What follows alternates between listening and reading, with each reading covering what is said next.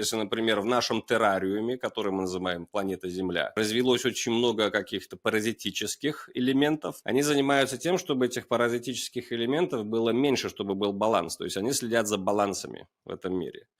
То есть, например, если в каком-то, например, огороде завелись колорадские жуки, то туда прилетают птички, начинают их жрать очень сильно. Или, в общем, морковка и картошка там повымрет, да, то есть все это контролируется, и вот те бабушки, которые, например, решают не пшикать, значит, весь свой посев какой-то химией, они ходят утром в 6 часов и вот так их давят